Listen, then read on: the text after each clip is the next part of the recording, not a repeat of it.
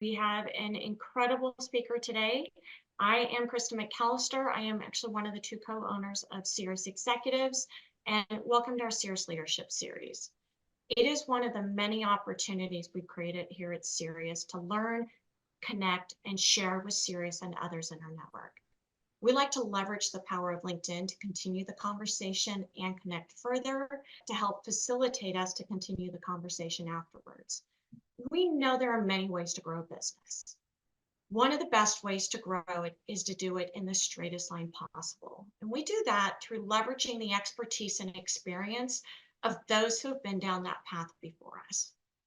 We created Cerius Leadership Series to share some of the expertise and thought leadership in our network to help make that growth curve as straight of a line as possible. We do like to keep this fun and fast-paced, respecting everyone's time. If you have any questions or comments, we do want to hear them. Just please click the link in the chat and share them on LinkedIn. That means beyond the 20, 30, 40 people on this call, we get to have the 10,000, 15,000 in our networks join in on the conversation as well. Today, we are discussing leadership best practices from the battlefield to the boardroom with Joe Polanin. Joe has a distinguished military career that includes advising many senior defense and military officials, from a U.S. president to the chairman of the Joint Chiefs of Staff. He leverages his military leadership experience, now helping businesses create success, even in the most chaotic situations. Joe, thank you so much for joining us today. Kristen, thank you and Team Cerius for having me today. It's an absolute privilege and pleasure for me to be with you. So thank you. I'm excited. Having been married to someone who is now retired from the military, I will say that some of the most incredible leadership lessons that I learned from my husband and the leadership that he learned in the military. Joe, I know you have experienced a variety of leadership situations in and out of the military. Are there some consistent themes that you've found across those, regardless of the circumstances? Kristen, first and foremost, I'd like to take a moment and thank you, your husband, and your family for your service. As our daughters taught me, when one member of our family serves, everyone sacrifices and serves in their own ways. And so thank you for the many sacrifices and service for not only for in behalf of your husband, but for what you and your family have done as well, because it really is a total team effort and a total family effort with respect to serving our country, as we've seen with so many of our warriors in our family. So thank you and your family. Yes, absolutely. There are some critically important foundational themes or pillars that I've had the great privilege of not only witnessing, but participating in and leading that shows a common focus and a common purpose across all types of organizations, whether they are small, medium, or large, whether in the military or out. These really aren't practices that are unique to the defense sector, but are prevalent and are necessary and are foundational across any industry or sector. And that's the interrelationship and the synchronicity, the harmony between vision, strategy, and people. And so an organization needs to have a bold articulation of where it's going, the vision. Where do you want to be in 5 years? How are you going to get there? You need a clear and simple plan for that. You can call it a strategy, you can call it an action plan, but you've got to have a roadmap of how you're going to get there. And people have to love it. They have to be excited about it. They have to get up every morning and say, wow, this is what I get to do. And the best organizations that I have seen, that I have worked with, have this commonality, this fire and this connection and this intersection, the power that's harnessed when a bold vision is combined with a clear and simple action plan that people love, and people come to work every day inspired to make it happen. That foundation is key. I love that you talk about the unison and the synchronicity between them. They've got to all be working together. The challenge is we've got to have each one of them to start with. And that's one of the biggest challenges, is starting with that, the first of the three pillars, and that vision, and knowing where do you want to get to. You How do couldn't you be more right. advise, yeah, how do you advise CEOs on what's that vision and that tangible vision that everyone can get excited about every morning? Yeah, you could not be more correct. And I alluded to it briefly before, but I'd like to take just a minute and explain a little bit more about vision. I was speaking with a CEO earlier this year, and they told me that their vision was to make more money. And I said, that's great, but that's not it. You and every other for-profit company out there, where do you want to be in 5 years? Do you want to be the best in your field? Do you want to be recognized by others, peers, contemporaries, as a thought leader and an innovator in your field? Is there a bold goal that others might look at and say, "Wow, that's impossible," or it might seem like it's impossible?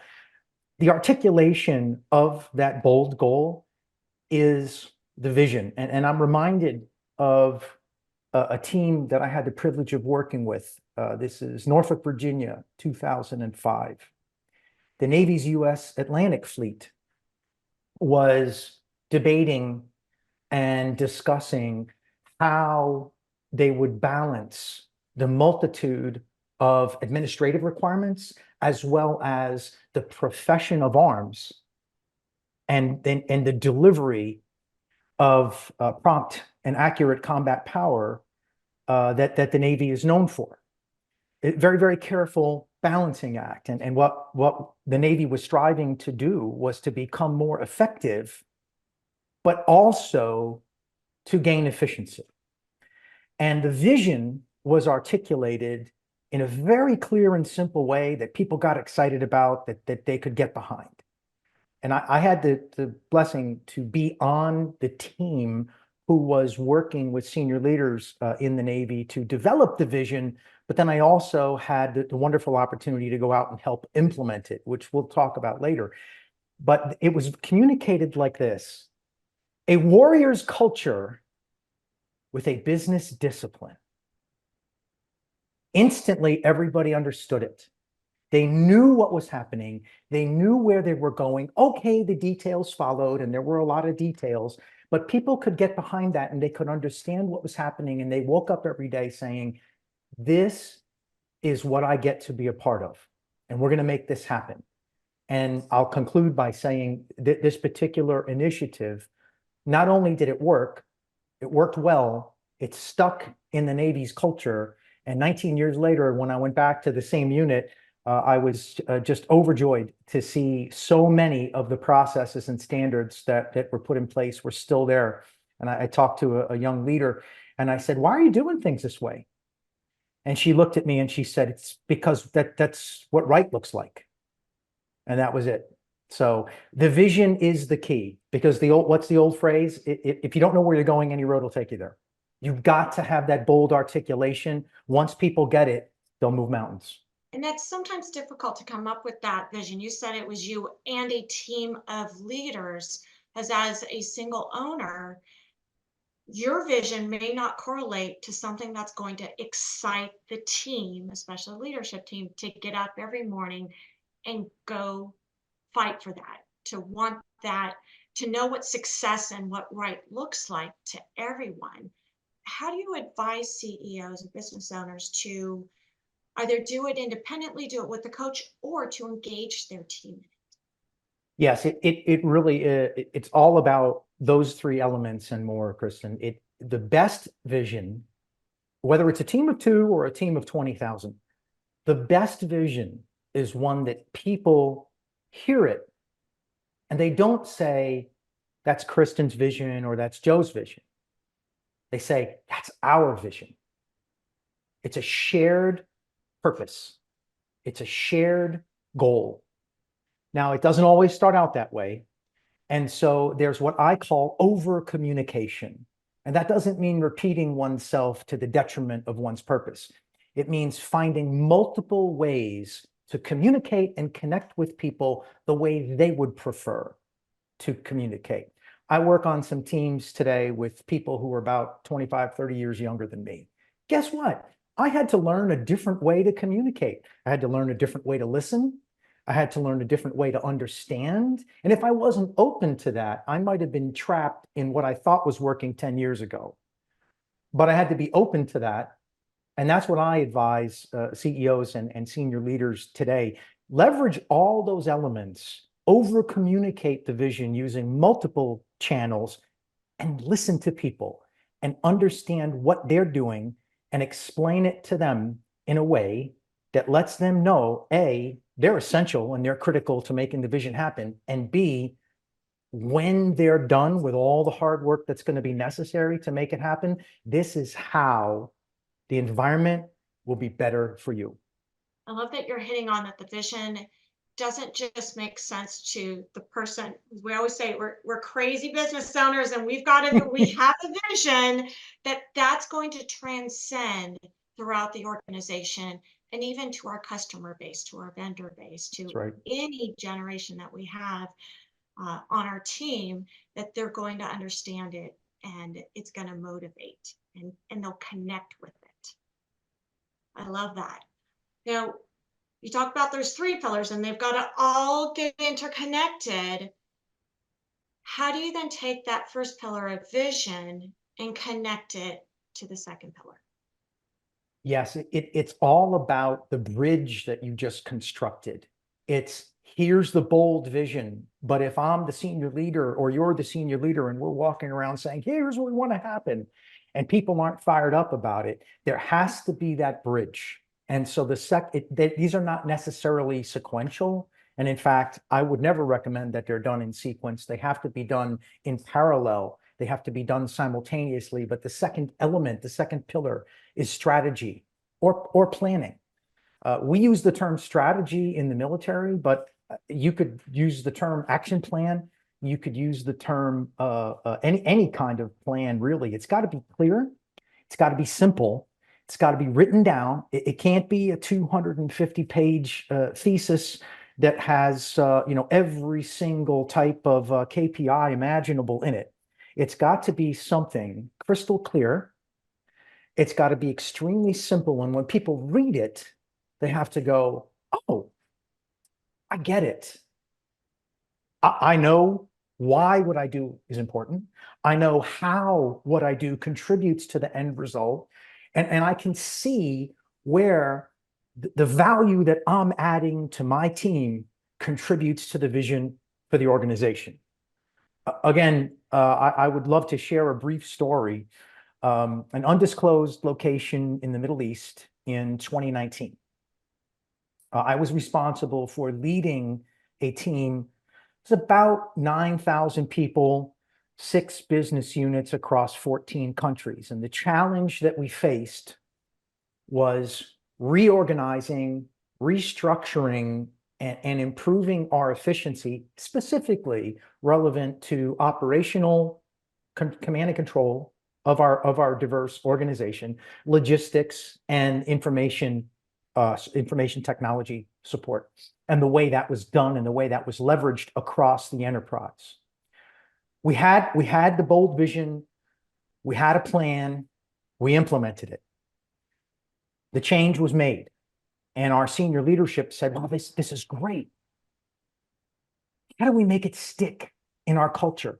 How do we make sure that all this effort and all these resources that we've expended to make this happen, to not only improve the way that service and operations were being conducted every day, but the way that we were interacting with our strategic partners, and at that time, about 42 different partner nations that we were interacting and operating and collaborating with.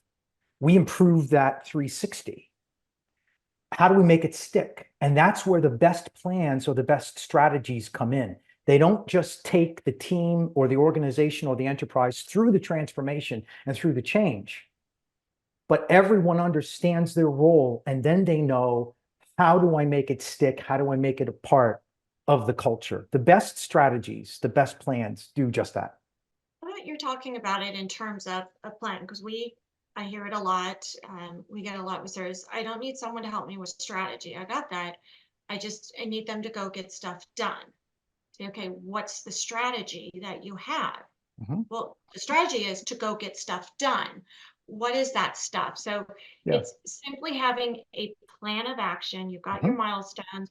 Mhm. But you started, and some see that as almost a checklist or a list of things that need to happen or initiatives. And you're talking about, no, let's include the why we're doing this and the how we're going to get it done so we know it's achievable. 100%. Kristen, I couldn't have said it any better. I'm just going to add one word to that and then expand upon that just slightly. And that's one of my favorite words, accountability. Wait, people are going to say, oh, wait, that's not a positive thing. Yes, it is a positive thing. Some people hear the word accountability and they think, oh, I didn't get this done on time, I'm going to get in trouble. No, I look at it the other way. It's influence. Accountability is influence. There's a lot to be said for the simplicity of what you just talked about. In military planning, we break it down into ends, ways, and means. The end, the result you want to achieve, the ways, the processes that you're going to use to achieve that, and the means, the actual capabilities, the time, the cash, the people that you're going to put onto that problem or you're going to put onto that task. And you talked about the why. You can't have a task without a purpose. Every task has to have a purpose. And if it doesn't, whether you're a leader or a manager at any level, you're going to have a really hard time explaining it to smart people who you want to inspire. The third pillar, and we'll come back to that. But the key element here to that plan, keeping it simple, it could sound like a checklist, but if it's done right, it's a lot like what you said. It's a plan of action and milestones. This is the job that needs to get done. We're going to reorganize the way we deliver operations. Joe's in charge of it, and it's due on April 30th. Joe, what's the update? Thanks so much. I don't need any help. We're on track. We'll be done by April 29th. Thanks very much. Move on to the next. However, if Joe's having a problem, then I'm going to raise my hand and I'm going to say, here are the problems I have. Here's why. And the accountability is not Joe, go figure it out. The accountability is the team rallies and the team comes in and says, Joe, how can we help? What resources do you need? That we need to make a decision to vector from one element to another. The best plans of action, the best strategies that I've seen do this. They do it well, and team members, team leaders, managers, and senior leaders at all echelons love it, and they use it well, and it empowers people, and it actually improves trust across the organization. The best plans do that. And you started with my absolute favorite way of describing it is the end. What's the result that you want? I always enjoy tangible takeaway pieces of advice. If you were to give someone advice on defining that end state, because no one's better at it than the military. I've seen the 5-paragraph order. Phenomenal. In defining what does success look like for that end state, how do we know in the end that we've won? What's some advice that you would give to defining that end state so everyone's clear on this is where we need to end up so they can help figure out how are we going to get there? Yes, there are several elements, but I'll focus on three. I mentioned two earlier, but I want to circle back to them. That definition of the goal, of the result, it's got to be clear, it's got to be measurable, and it has to be realistic. I was advising a startup just the other day, and they provided some insight relevant to what some of their goals were. And I said, okay, how are you going to measure that? Well, we don't have a plan for that. I said, well, let me stop you. And let me say that any goal you come up with, it could be that you want to achieve 100 million ARR, whatever that goal is, write it down. You got to be able to measure it. It's got to be clear that people understand it, and it has to be something that's realistic. So bringing all that together, though, for each of the separate goals that are going to be in our plan to achieve our vision, each one has to be broken down that way. And that's the best advice that I would give. Because then you've got your third pillar, which is it's now being put into action. And those put into action need to know, how are we doing? How are we progressing? How Yeah, are we being measured against that? And that's it's right. just that those signposts on the roadmap to know, are we going in the right direction? So we've got the vision. That's determining how are we going to achieve it with the strategy. That's going to the third pillar. Absolutely.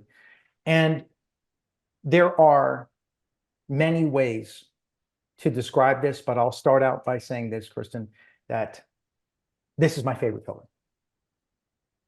This is why we do what we do. You could have the best vision ever written.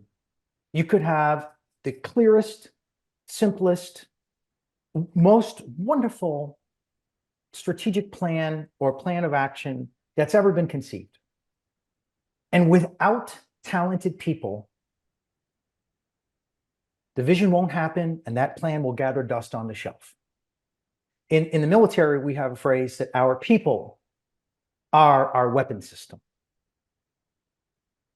We can't live without, we can't operate without, and we love our people's creativity, imagination, courage, spirit. All the things that are the most important are the things that you can't put a handle on. And in my experience, this is the most important pillar. So the pillar of people is all about, how do leaders and managers at all levels elevate, empower, inspire, and support people across their enterprise. Again, whether it's a team of 2 or a team of 20,000, it doesn't matter. How do we inspire people to exceed their perceived potential or their perceived expectations? How do we ensure that they know what you heard me mention earlier, why what they do is important and how what they do contributes to the goal? In my experience, the best teams that I have been on, people understand the intent, the task and purpose, as you talked about earlier. Why are we doing what we're doing? Once they understand the intent of the shared vision and where we're going, it's a beautiful thing to see, because then it doesn't become, well, this is Kristen's vision or this is Joe's vision. It becomes, this is our team's vision. This is where we are going. And there's no I in that.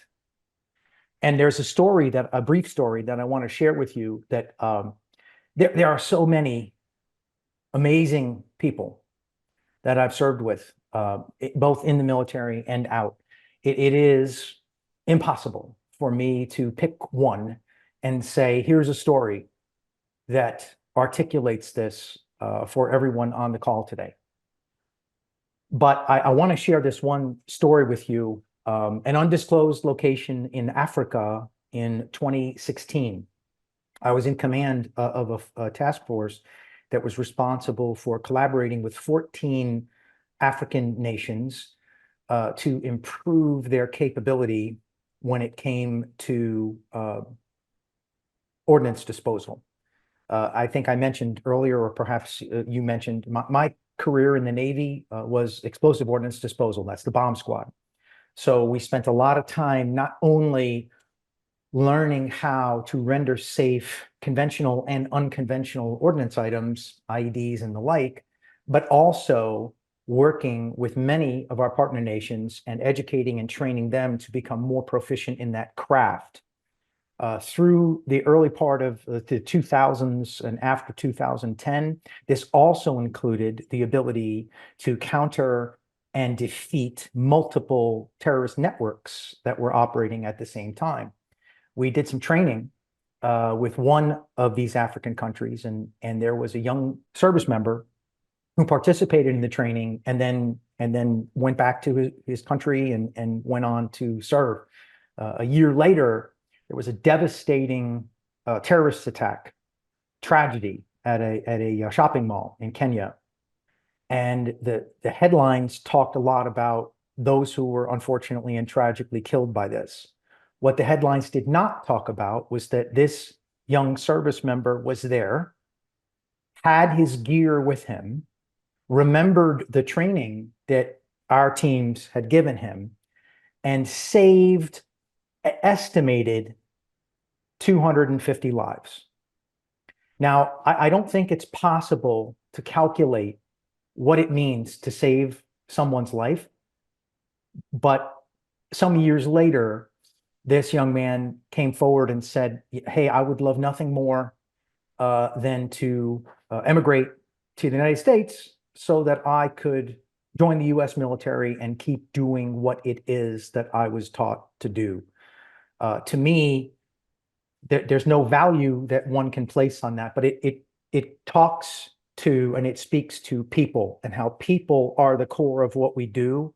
And leaders at all levels may never know the full extent to what they are imparting to people when they educate, when they train, when they develop them. And they may not be in a high risk, high threat, life-threatening situation like that. But there are all kinds of risks. And there are all kinds of situations that are crises and adversity that we face in life and in business. And that's what these pillars are about. And that's why, for me, people is the foundation of the foundational pillars. So thank you for the opportunity to share that.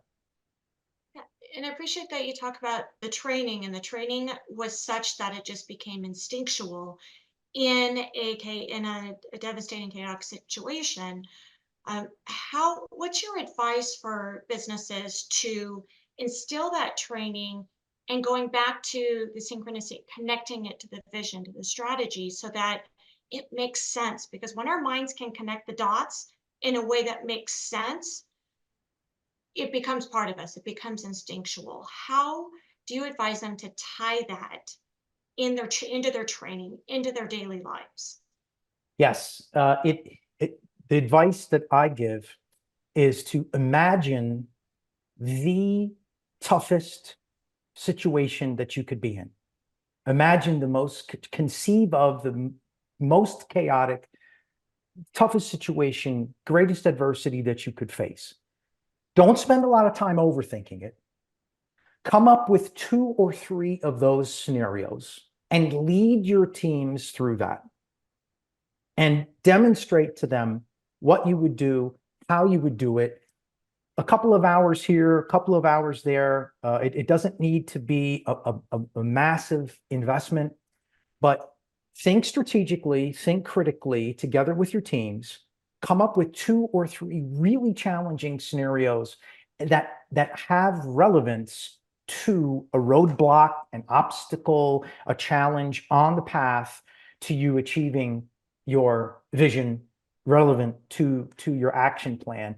And go through that scenario and lead through that scenario and work through it with your teams. That way, when something happens in reality, you will have that to fall back on. There's a phrase that we use often in the military that when the chips are down, we revert back to whatever the best training was that we received.